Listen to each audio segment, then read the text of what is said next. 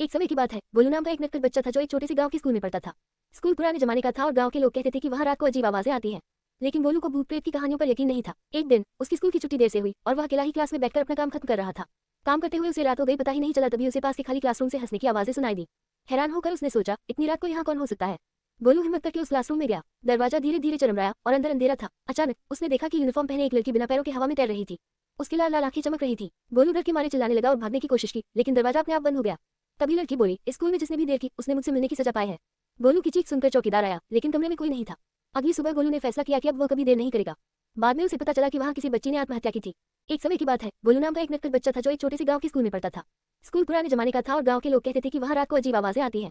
लेकिन गोलू को भूत प्रेत की कहानियों पर यकीन नहीं था। एक दिन उसकी स्कूल की छुट्टी देर से हुई और वह अकेला ही क्लास में बैठकर अपना काम खत्म कर रहा था। काम करते हुए उसे रात हो गई, पता ही नहीं चला, तभी उसे पास के खाली क्लासरूम से हंसने की आवाजें सुनाई दी। हैरान होकर उसने सोचा, इतनी रात को यहाँ कौन हो सकता है।